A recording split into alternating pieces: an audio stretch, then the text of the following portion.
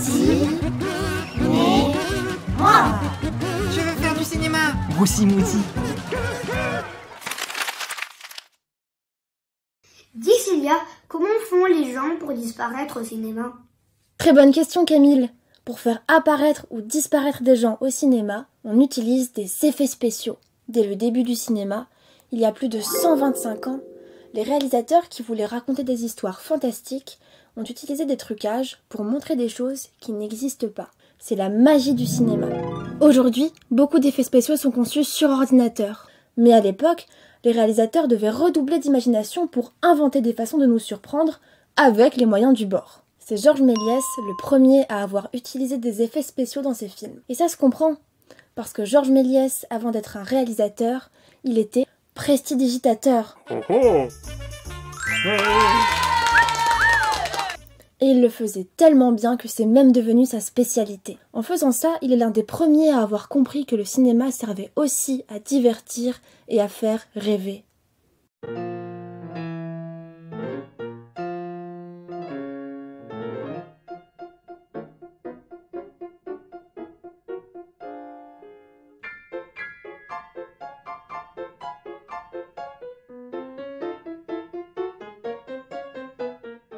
Avant lui, les films, c'était ça.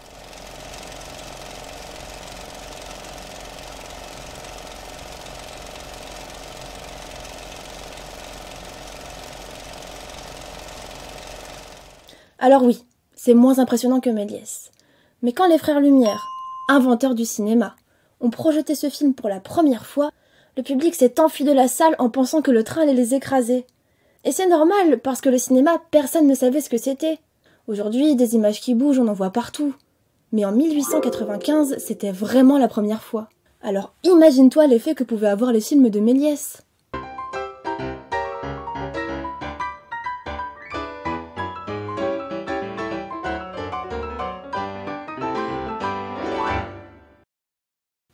Vous avez remarqué, dans ce dernier extrait, le personnage disparaît. En réalité, il s'agit d'un trucage très simple. C'est un des premiers effets spéciaux de toute l'histoire du cinéma. Méliès l'a d'ailleurs découvert par hasard. À l'époque, on filmait en pellicule.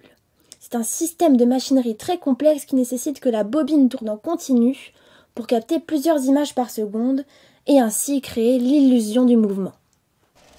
Quand on commence à filmer, la lumière rentre dans la caméra par l'objectif et vient imprimer les images sur la pellicule. Un jour qu'il filmait dans la rue, à Paris, place de l'Opéra, la pellicule de Méliès s'est enrayée et a cessé de filmer pendant une longue minute.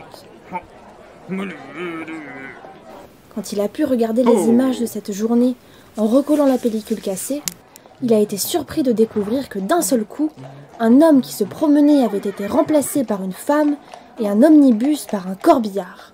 Le trucage de l'apparition-disparition était né. Vous l'avez compris, c'est en réalité très simple. Pour faire disparaître quelqu'un dans un film, il suffit de filmer la personne dans le décor, puis de couper la caméra.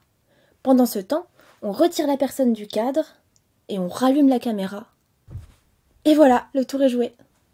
Par exemple, nous voulons faire disparaître Barouk. Je filme pendant un moment, puis je coupe ma caméra. Je fais sortir Barouk du cadre et je filme à nouveau.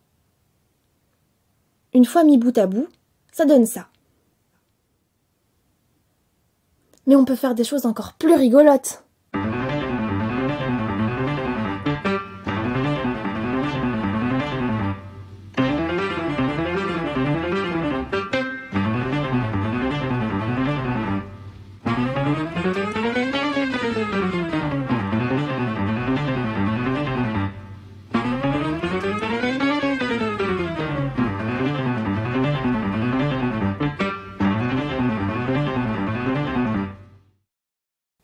Bien que ce soit le premier trucage de l'histoire du cinéma, on le retrouve dans des films plus récents.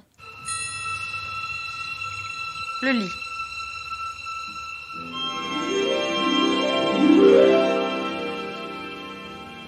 Une chaise. Et même à la télé. Voilà Camille, maintenant tu sais tout. Alors à toi de jouer. Merci Célia, j'ai tout compris.